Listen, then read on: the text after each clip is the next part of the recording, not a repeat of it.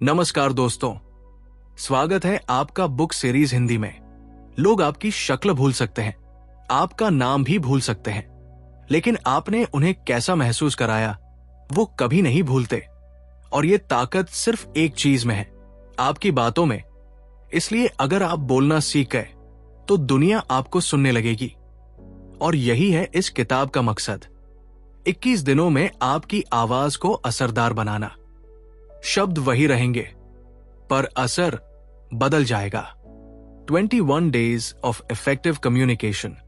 लेखक बताते हैं कि कम्युनिकेशन कोई जादू नहीं, ये एक आदत है जो सिर्फ 21 दिनों में बनाई जा सकती है। डे 1 टू डे 3 सुनना सीखो। बोलने से पहले सबसे पहली गलती हम यही करते हैं, हम सुनते नहीं, बस जवाब देने का इंतजार करते हैं। कल्पना कीजिए, एक लड़की कॉलेज में पहली बार प्रेजेंटेशन दे रही है। वो बोल रही है, लेकिन सामने बैठे लोग मोबाइल चला रहे हैं, विस्पर्स कर रहे हैं, कोई ध्यान नहीं दे रहा। उसका आत्मविश्वास टूट जाता है। अब रोल उल्टा कीजिए। मान लीजिए आप सामने बैठे हैं और कोई आपके दिल से बात कर रहा है, लेकिन आप सुन ही नहीं रहे। यही गलती हम रोज करते हैं। इफेक्टिव कम्युनिकेशन की पहली कुंजी है सुनना पूरी ईमानदारी से, बिना टोकना, बिना बीच में राय देना और बिना मैं भी बोलने की जल्दी के। उदाहरण पहला, एक बार राहुल ने अपने दोस्त को ब्रेकअप के बारे में बताने की कोशिश की। राहुल बोल भी नहीं पाया और दोस्त बोल पड़ा, मुझे भी हुआ था, मैं बताता हूं। बात वही खत्म हो गई। इससे ये सीख मिलती है, जब कोई अपना कुछ कह रहा हो तो बस चुपचाप सुनो। यही सबसे बड़ा सहारा होता है। उदाहरण दूसरा, राहुल की एक मीटिंग में जब बॉस ने कुछ कहा, वो बिना ध्यान दिए बोल पड़ा। नतीजा, बॉस नाराज। फिर उसने अगले दिन सिर्फ ध्यान से सुनना शुरू किया। 3 दिन में ही सबको फर्क महसूस होने लगा। इससे ये सीख मिलती है, इफेक्टिव कम्युनिकेशन की शुरुआत सुनने से होती है, बोलने से नहीं। डे 4 टू 7 बॉडी लैंग्वेज बोले बिना बहुत कुछ कहती है। आपका चेहरा, आपकी आंखें और आपके हाव भाव आपकी बात से पहले लोगों को आपकी मेंटल स्टेट बताते हैं। उदाहरण पहला, राहुल ने एक इंटरव्यू में बहुत अच्छा बोला, लेकिन बार बार हाथ कांप रहे थे, नजरें झुकी हुई थी। इंटरव्यू लिया ही नहीं गया। फिर उसने 3 दिन तक सिर्फ ये प्रैक्टिस की, शीशे के सामने खड़ा होकर बोलना, सीना सीधा, आंखों में आत्मविश्वास और सबसे बड़ी चीज, सच्ची मुस्कान। इससे ये सीख मिलती है, आपके शब्द तब असर करते हैं जब आपकी बॉडी उन्हें सपोर्ट करती है। हर ग्रेट स्पीकर का राज, उनकी बॉडी पहले बोलती है, शब्द बाद में। उदाहरण दूसरा, राहुल ने शीशे के सामने खड़े होकर प्रैक्टिस की।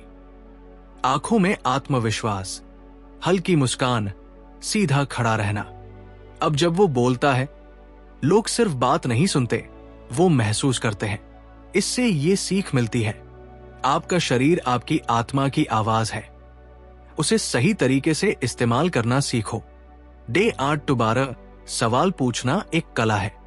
बहुत से लोग सोचते हैं कि ज्यादा बोलना ही कम्युनिकेशन है, पर सच्चाई यह है कि सही सवाल पूछना सबसे बड़ी ताकत है। बहुत बार लोग आपसे जुड़ना चाहते हैं, लेकिन उन्हें कोई रास्ता नहीं दिखता। उदाहरण पहला, राहुल की एक सहकर्मी हमेशा चुप रहती थी। सब कहते थे एटीट्यूड है इसमें, पर राहुल ने एक दिन बस इतना पूछा, क्या कभी ऐसा हुआ है जब आपने कुछ कहना चाहा हो लेकिन कहा नहीं गया? उस लड़की की आंखों में आंसू आ गए। उस दिन पहली बार उसने खुद को खोला। इससे ये सीख मिलती है, सही सवाल इंसान को खोल देता है और गलत सवाल उसे और बंद कर देता है। सवाल पूछना एक कला है, सीखिए और रिश्ते संवारिए।